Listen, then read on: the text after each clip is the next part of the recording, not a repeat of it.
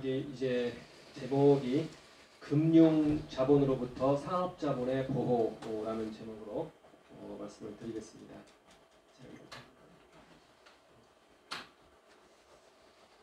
지난 4년 동안 그 통화량이 1241조가 증가했습니다. 이제 통화 발행은 78조고요. 그리고 국채 발행이 210조입니다. 그래서 총 통화 발행이 288조인데 이제 저희 국채 발행이나 이런 부분들은 지난 4년 동안에 이제 적자 재정을 하면서 이제 한 것인데, 저 국채 발행이 해외에서 저걸 매입하면은 전량 통화 발행하고 효과가 똑같습니다. 이제 이 점이 굉장히 좀 중요해요. 그리고 이제 저 국채 발행 부분은 파악이 안 됩니다. 일단 한국은행에서도 전화를 좀 하면은 일단 전문 딜러들이 있어가지고요, 그걸 증권사에서 받는데, 그 다음에 이제 사이트를 통해서 이것이 이루어지기 때문에 이제 처음에 이렇게 적자 재정을 이제 할 때 저는 그게 제일 궁금했어요. 이 국채를 누가 사느냐. 우리나라에 묻혀있던 자금이 이것을 살 수도 있고요. 일본은 그랬습니다. 일본은 그래서 국채 규모가 GDP에 아마 한 240% 이렇게 돼요. 그런데 그걸 전부 국내에 워낙 유동성이 좋기 때문에 여기서 샀기 때문에 문제가 안 생겨요. 그런데 이걸 자꾸 얘기하면서 국채 발행을 하고 있는 거예요. 그런데 우리는 전량 해외에서 매수한 것으로 일단 추정이 돼요.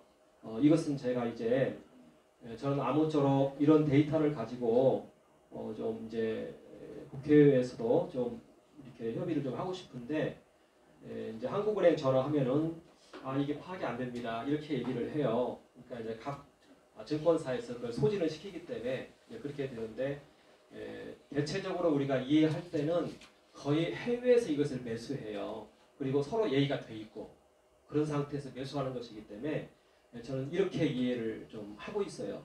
그래서 아무리 이 부분을 추적을 해봐도 이제 증권사에서 소진을 시키고 있기 때문에 증권사를 관리 감독하는 그 금융감독원에 전화해보면 어떻겠습니까? 라는 얘기를 좀 도리어 듣고 있는, 그런데 통화량이 저렇게 폭발을 한 것을 보았을 때 이것은 그 해외에서 유입된 것으로 이해를 하고 있고, 전문가들도 대체로 그렇게 얘기를 해요. 국채 발행은 통화 발행 효과하고 유사하다.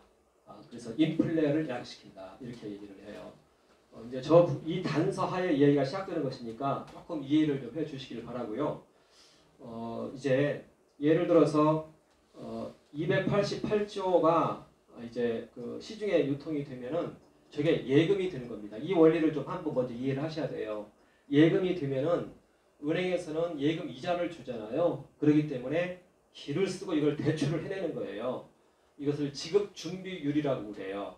우리나라 법정 지급준비율은 7%인데 여기에 보통 초과 지급준비를 좀 잡아요. 한 10% 잡아요. 그러면 10%를 놓고 288조 중에 10%를 남겨놓고 그러면은 29조죠. 나머지 한 260조 정도를 다시 대출을 해줘요. 그러면 대출이 가면은 저 사람이 또 예금을 하는 거예요. 그러면은 260조 중에서 또 10%인 26조 남겨놓고 또 260조 정도가 다시 대출이 돼요. 이게 신용창조라고 그래요. 이 원리가 굉장히 중요해요. 이 원리를 모르고 통화 발행을 했다가 이런 사태가 발생을 하는 거예요. 그러니까 지금 4년 전에 우리나라 통화량이 2016년도에요. 3,342조였어요. 그런데 이게 2020년 11월 현재 4,583조가 됐어요. 이건 37%가 늘었죠. 그러니까 이제 이런 숫자는 그래서 전번에 그 경제부총리가 더 이상 못하겠다는 식으로 사표도 던지고 이랬었는데, 또 신문에서도 유동성 증가라는 표현만 나오지 더 이상 많은 얘기를 언급을 안 해요. 이렇게 숫자로 언급을 좀 해줘야 되는데, 그러니까 4년 동안에 1200조가 증가했어요. 우리나라 GDP가 1900조예요. 여기에서 한 65%를 차지합니다.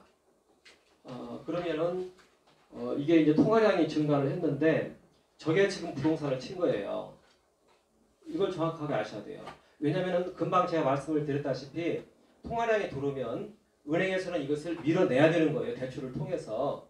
그런데 현재 우리나라 산업에 이 돈을 대출해줄 받을 데가 없어요.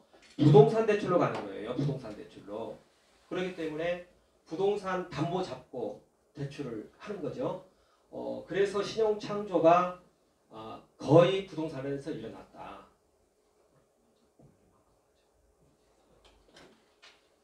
거의 부동산에서 일어났다. 이렇게 일단 판단하시면 돼요. 그리고 이제 부동산이 너무 폭등을 해버리니까 이제는 투자할 곳이 없어요. 그 다음이 이제 주식시장인 거예요. 그래서 지금 주식시장 주가지수가 또 폭등을 해버린 거예요. 그 다음에 이것이 실물시장으로 내려오느냐 머무느냐 이건 판단을 해봐야 되는 거예요. 이 부분은요. 아직 거기에 대해서 속단하기는 이르고 그런데 뭔가 이런 거에 대해서 얘기는 오가야 되는 상황인 거예요. 현재 아직까지는 우리나라 경제가 펀더멘탈이 있기 때문에 이 부분이 과연 실물시장으로 흘러내려올 것인지 아니면 계속 저축성 예금 형태로 있으면서 부동산 시장만 칠 건지 그것은 이제 좀 두고 봐야 되는 사안인 것 같아요. 여기에 있는 내용들은 지금 뭐 대충 이해하셨죠? 제가 설명 거의 다 했어요. 그래서 이제 통화량 제가 오늘 얘기하고자 하는 것은 한 3가지 정도인데요. 첫 번째는 4년 동안 288조의 통화량이 증가한 것이 아니다. 1241조가 증가한 것이다. 이건 제가 다 덧셈을 다 했어요. 뒤에 가면 데이터가 나옵니다. 그런데 저 1241조면은 어마어마한 통화가 GDP하고는 아무 상관도 없이 경제에 지금 뿌려진 거예요. 근데 저것은 더 굴러갑니다. 더. 보통 10배 봐요. 10배. 2880조가 다 돌면은 저 288조가 2880조가 되는 거예요. 10%면 그렇게 되는 거예요. 지금 절반 굴러갔어요. 절반. 근데 더 이상 투자할 데가 없어서 지금 있는 거예요. 있는 거예요. 저 1241조는요. 부동산 가격을 저렇게 올린 것이 아니라 부동산 가격은 저보다 훨씬 더 많아요. 저건 거래된 것을 통해서만 늘어난 거예요.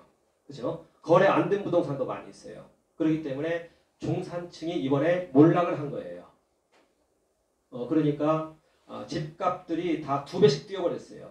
2배씩. 예, 그래서 젊은 층에게는 지금 그 큰 하나의 위기로 좀 자리 잡고 있죠. 그 효과가 하나 있었고요. 그 두 번째는요. 본원 통화와 국고채 증가분 288조가 GDP 상승 효과는 그다지 크지 않았던 것으로 저는 보여요. 이걸 제가 좀 나름대로 분석을 했는데 이제 뒤에 가면 그 데이터가 나오거든요. 분석을 했는데 이제 이 부분은 뭐 그 여론조사를 통해서거나 아니면 또 경제 전문가들이 이걸 좀 판단해 줬으면 좋겠는데 그런데 새롭게 이렇게 등장한 이런 것들에 대해서 경제학자들이 분석할 수 있는 이게 좀 어려워요. 왜냐하면 새롭게 이상한 사건이 펑 터져버리는 것이기 때문에 베네수엘라나 그리스에다가 그냥 무조건적으로 일치시키기도 좀 어렵고 어찌됐든 기현상이 좀 발생을 했어요. 베네수엘라 같은 경우에는 석유값 폭락이 좀 큰 이유가 있었고요. 또 그리스는 우리나라처럼 이 제조업 기반이 없었기 때문에 좀 이제 그랬다 하기 때문에 아직 평가는 이르지만 그런데 계속 이런 식으로 국채 발행을 해대면은 뭔가 여기에 대해서 이렇게 되면 통화량이 또 이렇게 폭발을 할 텐데 어떻게 무슨 대안이 있느냐라는 질문들이 일단 국정감사나 이런 것을 통해서 얘기가 되면서 국민들에게 전달이 돼야 되는데 그런 전혀 다른 대책이 없이 이렇게 지금 이번에도 뭐 4차 재난지원금 하면서 30조냐 40조냐 이렇게 얘기를 하고 있는데 해외로 이 국채 발행이 되면 이건 전부 다 통화 찍은 거하고 효과가 같아요. 그걸 좀 그런데 이제 제가 이렇게 보았을 때 GDP 상승 효과는 없었다. 이건 제가 좀 이따 한번 나름대로 한번 논증을 하겠습니다. 그 세 번째는요. 이렇게 통화량이 늘어나니까 그 국민연금 등의 투자 집합기구 쪽으로 자금이 또 폭등을 했는데요. 국민연금 빼고 자산운용사로 한 471조가 갔고요. 국민연금으로 한 300조 정도가 흘러갔습니다. 그래서 807조 정도가 4년 동안에 늘어났어요. 807조 정도가. 그래서 국민연금만 807조고요. 다른데 이제 저것은 뭐냐면은 투자 전문하는 회사들에게 들어간 돈이에요. 그러니까 그 투자 전문하는 회사들 저 대출은 안 해줘요. 저런 데는 여기는 오로지 투자만 하는 데들이에요. 그게 지금 2,458조입니다. 그리고 이 기간 중에 늘어난 게 저 뒤에 좀 데이터는 나오는데 한 6, 700조 늘어났습니다. 6, 700조. 이게 아까 통화량 늘어났다고 얘기했잖아요. 그게 다 대출로만 간 게 아니라 이쪽으로 빠져나오거든요. 그게 있습니다. 그 부분 이제 뒤에 나옵니다. 그런데 우리나라 상장사 시가총액이 2,100조입니다. 그러니까 국민연금이나 투자집합기구 이런 데에 있는 돈으로 우리나라 회사들 다 살 수 있습니다. 그러니까 그런 단체가 한 10개 정도면은요 다 살 수 있어요. 우리나라 기업들 다. 그렇기 때문에 금융자본으로부터 산업자본이 보호가 돼야 돼요. 그런 법이 있어요 또 우리나라에. 그런데 이제는 이걸 좀 고쳐야 되는 상황에 와 있어요. 이게 폭발을 해버렸기 때문에 제가 오늘 얘기하려고 하는 부분은 이제 그런 이제 부분인데요. 예를 들면 우리나라 4대 기업이 대기업 4대 기업이 우리나라 경제 GDP에서 영향을 미치는 게 한 37% 영향을 미칩니다. 계열사랑 이거 다 합치면 그렇게 나와요. 그걸 제가 지난 시간에 강의를 했어요. 한 37%인데요. 이 사람들의 지분 총액이 175조예요. 그러니까 지금 현재라도 국민연금이나 이런 데서 마음만 먹으면 다 인수할 수가 있어요. 이를 보호를 해줘야 된다는 거예요. 그래서 지금 이제 이 부분을 얘기하고자 합니다. 그래서 세 번째 부분이 위에 있는 이 두 개보다도 더 중요한 사안이다. 이렇게 이게 큰 주제가 이렇게 됐습니다. 이제는 쭉쭉 넘어가겠습니다. 다음 페이지 한번 보겠습니다. 이게 지금 본원 통화량이 이제 그 288조가 이렇게 4년 동안에 이렇게 늘어났습니다. 그리고 이렇게 이제 그 국채하고 본원 통화 이 부분이 경제 성장률하고도 또 들어가거든요. 이걸 차감을 시켜야 돼요. 그게 실제 경제 성장률이에요. 그걸 했을 때는 이렇게 나옵니다. 자, 그냥 넘어가겠습니다. 본원 통화와 국고채를 통한 통화량 증가가 있었다. 그리고 증가 이유는 기본소득의 신규 지출 그리고 코로나로 인한 재난자금 지출이다. 경제 성장률을 재계산해보면 아까 말한 것처럼 그런 효과가 있다. 여기 대해서 더 얘기하면 우리 지루하니까 넘어가도록 하겠습니다. 전문가들한테는 아까 그 얘기도 중요해요. 왜냐하면 계속 적자전행을 쓸 수밖에 없게 돼요. 걸려드는 거예요. 경제 성장률을 유지하려면 적자전행을 계속 써야 되는 상황. 그것인데 효과 분석을 했는데요. 이게 중요해요. 이게 화폐 유통 속도라는 것이 있어요. 그것은 뭐냐면 우리나라 GDP 가지고요. 통화량을 나누면 화폐 유통 속도가 나와요. 그게 이제 우리나라의 적정한 통화량이에요. 이 화폐 유통 속도란 말이 있습니다. 말하자면 이 통화가 한 바퀴 돌았냐, 두 바퀴 돌았냐, 세 바퀴 돌았냐예요. 보면은 대체로 2.19바퀴를 돌아요. 그런데 문재인 정부 들어서면서 2019년, 2020년 이 두 해를 보세요. 이게 떨어지기 시작하고 있죠. 이게 툭 떨어진 거예요. 돈이 안 돌았다는 거예요. 그렇다면 그 돈은 뭐냐? 예금으로 묻혀버렸다는 얘기예요. 그러니까 재난지원금을 받은 다음에 이걸 가지고 다 소비를 하는 것이 아니라 예금을 해버린다는 거예요. 그러고 이게 자영업자한테 간 다음에 자영업자에게 그대로 묻혀버린다는 얘기예요. 그러니까 이 돈은 없었어도 이와 같은 소비는 일어났다는 거예요. 그러니까 이 돈을 줌을 통해서 소비가 이만큼 288조만큼 늘어난 것이 아니라 통화량 증가는 360조였거든요. 늘어난 것이 아니라 그냥 잠겨버렸다는 거예요. 이게 지금 이 데이터가 그것을 말해주고 있는 거예요. 이 데이터가. 그러니까 이것은 경제 성장하고는 별로 상관이 없더라. GDP하고는 별 상관이 없이 그냥 돈이 이렇게 묻혀버리더라. 그런데 그 돈을 근거로 해서 은행에서는 이자를 줘야 되니까 대출을 일으킬 수밖에 없는 거예요. 그렇잖아요. 은행에서 예금만 잔뜩 쌓여 있고 그럼 안 되잖아요. 그러니까 대출을 계속 해대는 거예요. 10% 남겨놓고. 그러면 그것이 이제 이자가 되는 것이니까. 그리고 대출 다른 것은 위험해요. 신용은 위험해요. 전부 부동산으로 해서 밀어붙이는 거예요. 그래서 신용 창조가 일어나고 거기에서 부동산 값이 올라간 거예요. 그러니까 그렇게 해서 이제 통화량이 아주 1200조가 늘어났는데 이것은 280조 늘어난 거하고 1200조 늘어난 거하고 그리고 이게 더 늘어날 거예요. 이것에 대해서는 뭔가 얘기가 있어야 될 것 아니냐. 그리고 국민들도 알아야 될 것 아니냐. 이제 이 얘기인 것이죠. 자, 그 다음 페이지 한번 보겠습니다. 이게 지금 그걸 제가 계산한 거예요. 아까 화폐 유통 속도를 가지고 GDP를 통해서 기준 초과 통화량을 계산한 거예요. 이게 376조가 나왔다는 얘기예요. 그리고 이 기간 동안에 실제로 늘어난 통화량이 360조더라는 거예요.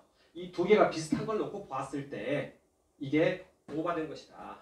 저 부분은 무치자금이다. 그 얘기를 하고 있는 거예요. 그러니까 통화량이 부지런히 돈을 뿌려서 통화량이 늘어났는데 경제 성장에는 아무 기여를 안 했고 그냥 묻혔더라.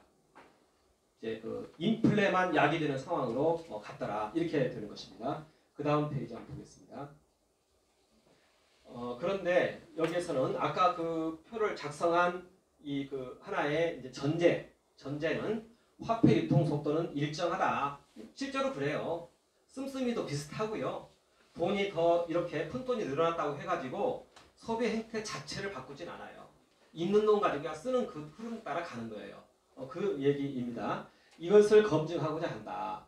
해서 이것은 이제 해석이고요. 말하자면 이 돈이 돌지 않았더라. 그냥 묻혔더라. 해석이고 그렇다면은 GDP에 기여되는 소비는 미미했더라.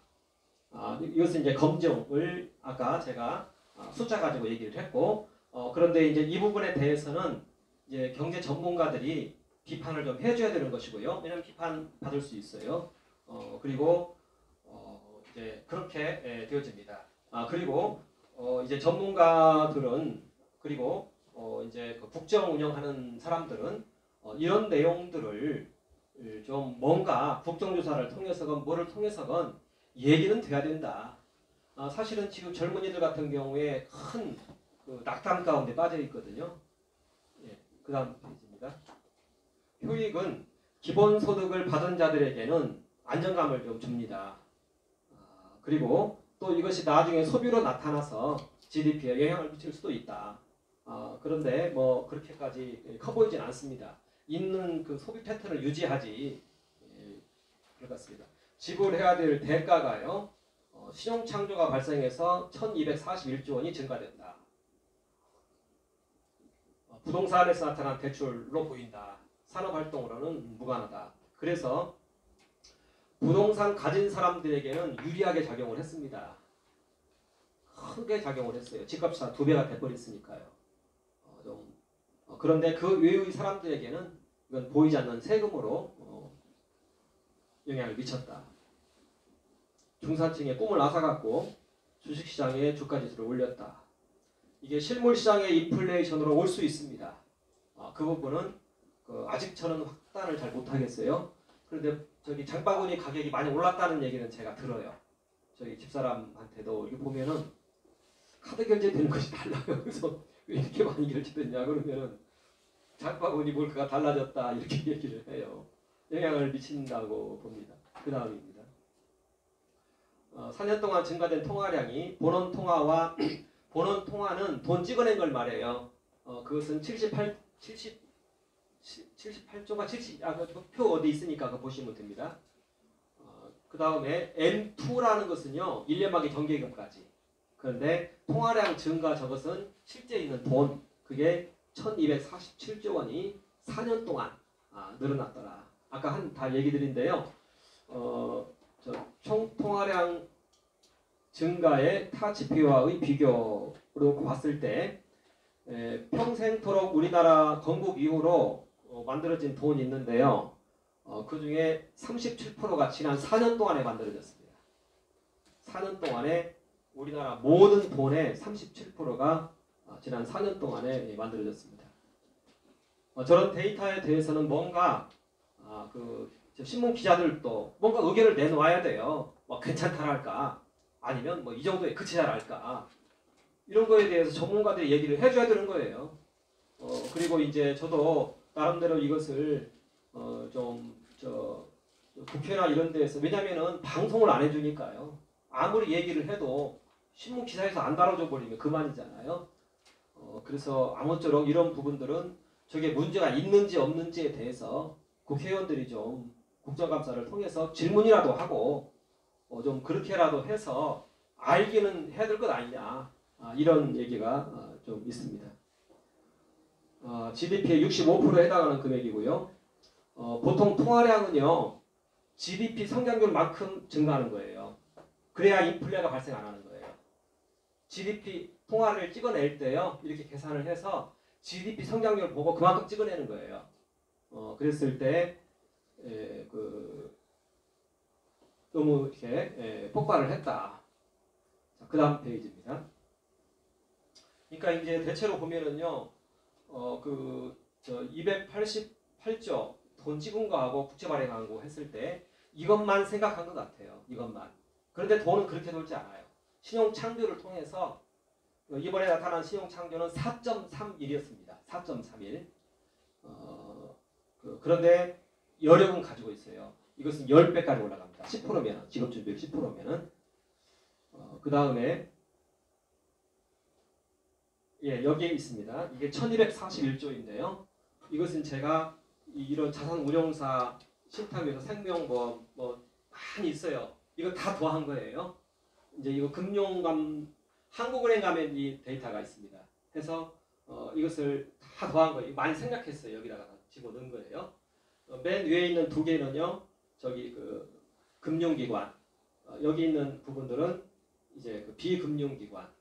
이 중에서 여기 자산운용사, 신탁회사, 생명보험 이런 데들은요. 저기 대출은 별로 안 해줘요. 이런 데들은 수신을 가지고 투자를 하거나 부동산을 사는 데예요. 이런 데 있는 자금들을 집합투자기구라고 그래요. 여기에 대해서는 제한이 가야 되는 거예요.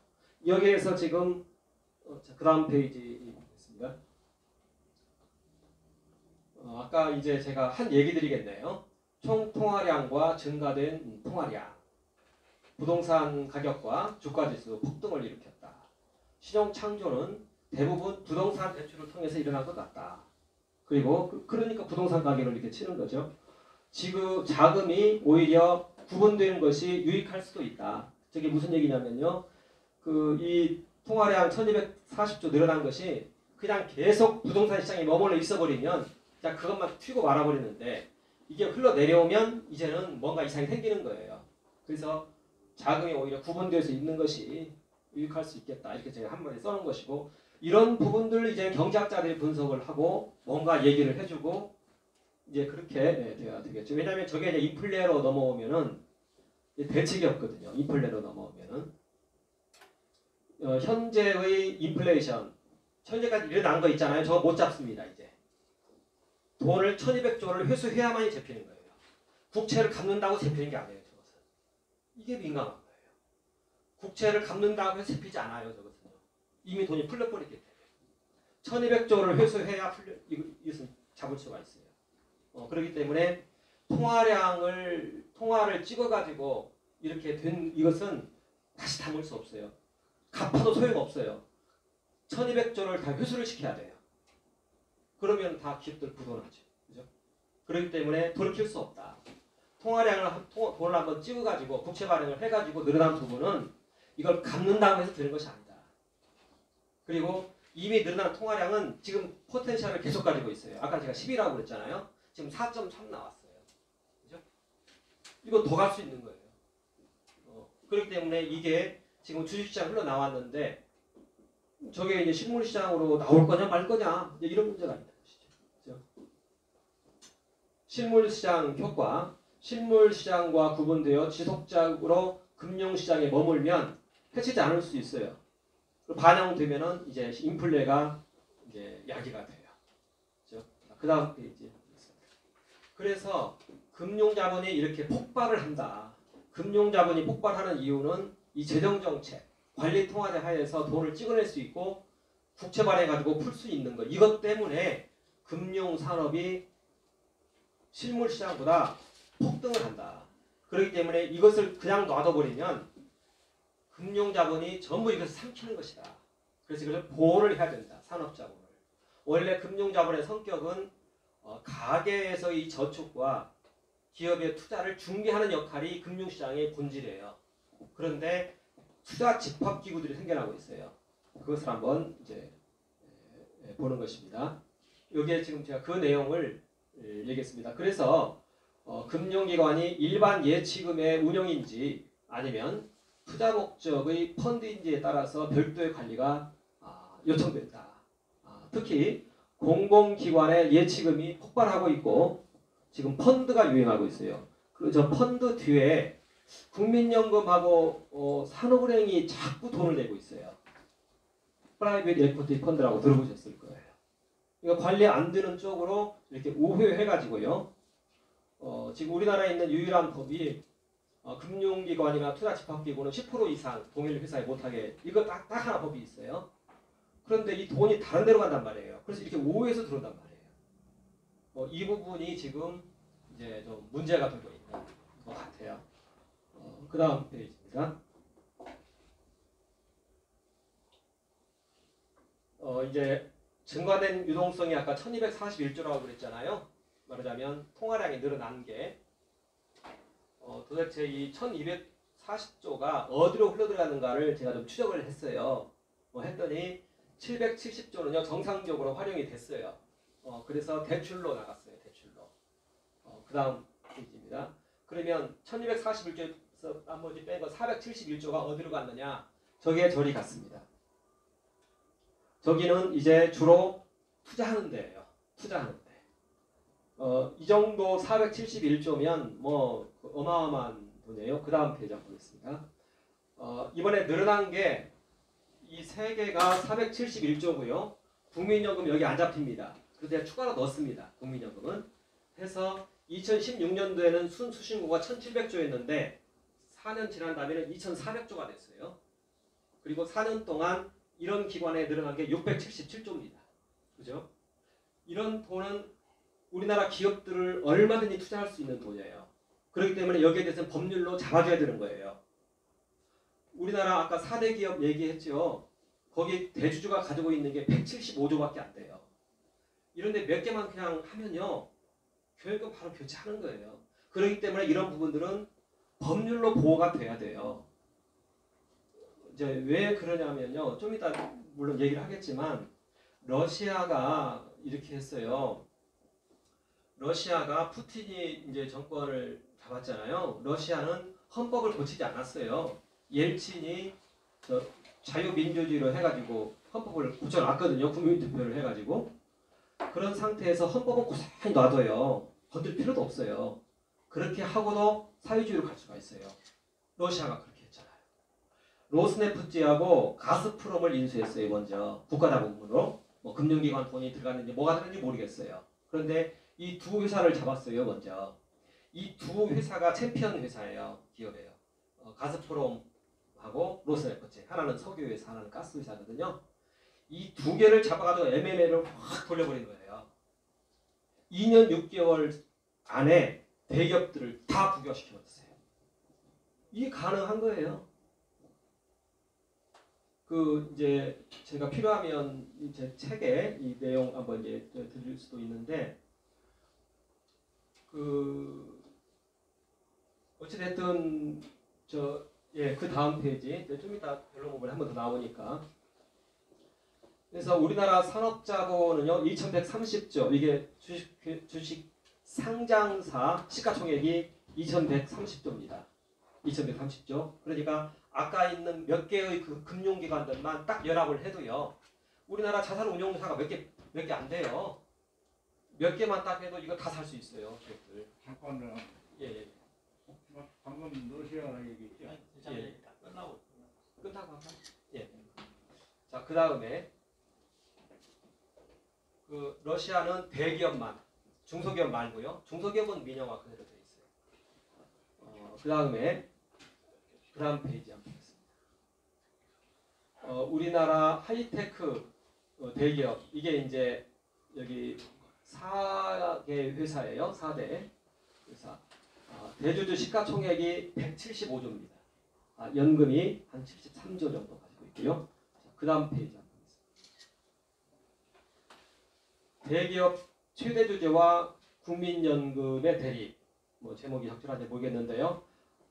하이테크 4대 기업의 경제 비중이 우리나라 GDP의 한 37% 정도 기여를 하고 있습니다. 그것도 물론 이제 견해에 따라서 달라질 수 있는데, 그 내용도 언제 필요하면 제가 한번 세미나 했어요. 우리 노조 세미나 한 거 인터넷 들어가서 보시면 돼요. 저 37% 어떻게 나왔는지. 37%면은요. 그리고 제조업. 자, 일단 넘어가겠습니다. 아니 다시 아까 그 부분요. 예. 국민연금이 연금 총액이 한 807조 되고요. 4대 기업에 대해서는 한 73조 정도 투자를 하고 있고요. 집합투자기구는 아까 본 것처럼 2,458조. 이 집합투자기구가 우리나라 증권시장 모든 총액보다 더 커요. 그리고 국민연금이 한 37, 8% 차지하는 것 같아요. 저기 상장사 시가총액에. 그리고 국민연금은 우리나라에다가 한 17% 정도 투자하고 있습니다. 주식에다가. 채권으로 한 16%. 그리고 나머지를 또 해외도 하고 있고 대체 투자도 하고 있고. 이 대체 투자 부분이 프라이빗 펀드나 이런 데로 많이 가고 있어요. 그런데 이 비율은 뭐가 정해져 있는 게 아니에요. 자체적으로 정하는 거예요. 자체적으로. 그렇기 때문에 얼마든지 이 비율을 바꿔가지고 해외에 있는 거 가져올 수도 있고 그렇게 되어 있습니다. 175조만 있으면 우리나라 주요 대기업 모두 장악이 가능해요. 이것은 이제 이론적인 얘기입니다. 이론적인 얘기이고 기업 자금 활용하여 또다시 M&A가 가능해요. 러시아에서 발생한 사례가 그런 사례예요. 그러니까 로스네프트하고 가스프롬 잡고 그 다음에 금융기관 이렇게 합해서 주요 기관들을 다 장악해버렸어요. 예를 들어서 가스관 그 회사 국유화하고 또 자동차 회사 국유화하고 해서 중요한 데들은 전부 국유화되어 있고 러시아에서는 운영까지 합니다. 그래서 국영기업이라고 합니다. 중국은 국유기업이라고 그러고요. 그래서 러시아에서는 직접 크렘린에서 대기업 7개를 관리하고 있고 또 행정 쪽에서 7개 관리하고 있고 그런데 그걸 통해서 다 촘촘히 이어져 있어요. 그렇게 되어 있습니다. 여기 써 있네요. 관치금융의 이용 사례가 있습니다. 러시아의 국가자본주의가 그렇습니다. 푸틴은 국가의 자금으로 가즈프롬과 로스네프트의 경영권 장악 후 여기의 자금과 금융기관의 자금을 이용해서 일반 대부분의 주요 산업을 M&A를 통해서 국유화 했습니다. 일반 중소기업은 이런 데는 하지 않고요. 또 저기 보면은 주요 대기업이라고 보시면 될 것 같아요. 중국도 금융기관을 이용했습니다. 중국도요. 국유기업에게 어마어마한 대출을 해줬어요. 언제 이제 중국도 좀 한번 이해했으면 좋겠는데 중국은 대기업의 한 8, 90%가 국유기업입니다. 상해 주식시장이 있고 저기 심천에 주식시장이 있는데 최근에는 심천 쪽으로 일반 기업이 많이 들어온 것 같아요. 그래서 한 7, 80%라고 얘기를 하긴 해요. 국유 기업이. 이번에 알리바바에서 엔트 그룹을 이제 상장시키려고 알리바바는 민영 기업입니다. 그리고 뉴욕에다가 상장을 시켰어요. 중국 대상으로 해서 엔트 그룹을 상장시키려고 했는데 막았어요. 저쪽 정부에서 중국 공산당 정부에서. 그리고 이번에 국유화돼 버렸습니다. 이때 들어간 자금이 우리나라 국민연금과 비슷한 그 자금이 들어갔습니다. 그래서 마윈도 그냥 한국해야 되는 거예요. 그 지분 다 남기고 국유화 됐습니다. 그러니까 아까 거기 다시 하면요. 그래서 이제 그 중국은 이제 중국이나 러시아 같은 경우 보면은 이제 기업을 이용해서 이렇게 하고 있다는 것이에요. 이건 일반인은 몰라요. 그래서 일반인은 그냥 자유로운 줄 알고 평화로운 줄 알고, 근데 위에서 보이지 않게 다 이루어지고 있어요. 예, 다음 페이지 하겠습니다. 지금 현재 과거에 스탈린 정권 하에 완전한 계획 경제, 그것은 아니다는 것이 이제 판명이 나고 또 아직도 뭐 그런 계획 경제를 따라가는 나라가 있어요. 못 사는 나라들 이렇게 보면은 있는데, 그런데 현재 사회주의는 이제 색깔을 완전히 바꿨습니다. 이걸 아셔야 돼요. 사회주의의 종주국은 러시아하고 중국이에요. 그리고 많은 나라들이 이렇게 따라가고 있어요. 그것을 이해를 좀 하고 계셔야 돼요. 그래서 다른 과거의 계획경제의 그 사회주의는 별로 인기가 없고요. 이제는 전부 다 러시아하고 중국식 사회주의로 가고 있어요. 모든 나라들이. 이걸 잘 아셔야 돼요. 그러면서 이때 무엇을 이용하느냐? 금융기관을 이용한다는 거예요. 그리고 대기업을 몇 개를 잡는다는 거예요. 몇 개 잡히면 다 잡힌다는 거예요. 정말 다 잡혀요. 저한테 시간을 주면 내가 그 설명을 할 수 있어요. 그건 일도 안 해요. 금융기관이나 이렇게 투자 10% 이상 못하게 막고 있지, 일반 삼성 해가지고 삼성에서 막 투자해봐요. 그러면 다 잡히는 거잖아요. 하청사들 우리한테 좀 이렇게 해라 하면은 다 하지 않겠어요? 다 하청사들인데. 이게 신사회주의 혁명 방법으로 등장하고 있다는 것이에요. 이걸 제가 여기서 뭐 확정적으로 말하느냐? 그것은 물론 이제 저도 어떻게 제가 뭐 그렇게 얘기를 하겠어요. 말을 해 주셔야지. 예, 그런데 저는 그렇다고 봅니다. 지금 우리나라가 전 단계만 그렇다고. 민주당이 이제 출범하면서 첫 단계 그 좀 빨리야죠. 예, 시간을 빨리 제가 맞춰야 되겠 지금 끝날 시간이 돼가지고. 그래서요 보면은 삼성 같은 경우에 경영권 한번 물러나면요, 유상증자를 한번 때려버리면 그냥 끝나는 거예요. 유상증자를 한번 때려보세요. 그러면 거기에 못 따라가는 거예요. 시가총액이 너무 높아져서. 현재 21%입니다. 삼성 대주주 지분이. 국민연금이 10%고요. 또 여기 상속세 내고 한번 더 빠질지도 모르죠. 유상증자 한번 탁 때리면요, 삼성은 못 따라가요. 그러나 연금이나 이런 데는 다 따라가잖아요. 그렇기 때문에 다 소액주주화 돼요. 그러면 이제는 거기도 이제 공사왕 다를 바가 없습니다. 그렇죠. 삼성의 자회사가 240개가 있는데요, 다 해외에 있습니다. 140개국에 다 현지법인이 있습니다. 이건 아주 좋은 전초 기지죠. 이런 부분은요, 헌법을 먼저 안 고쳐도 돼요. 그냥 이거 몇 개 탁 해버리면 이제 아까 우리 위원장님 1대 9 얘기하셨잖아요. 1대 9. 예. 그 민노총 이제 들어오고 이렇게 되죠. 그리고 이제 경영진을 이제 이런 연금이나 이런 데서 임명을 한다면 그 다음에는 또 뻔하지 않겠어요. 그러니까 이런 부분들을 그 눈치 빠른 사람들은 뭐 그냥 이렇게 인식을 하고 있는 것이죠. 그런데 이런 부분들이 저도 이렇게 뭐 사회주의 막 얘기하고 하면은 뭐라고 할지 모르죠. 그런데 이런 우려가 있다 이거예요. 현재 우리 현행법 가지고는. 그죠? 그래서 금융자본과 산업자본이 구분이 안 되는 것은 안 된다는 거예요. 그리고 구분하는 법도 있다는 거예요. 이제 이 법을 좀 바꿔야 된다는 거예요. 자, 그래서 헌법적인 절차 없이도 대기업을 국有할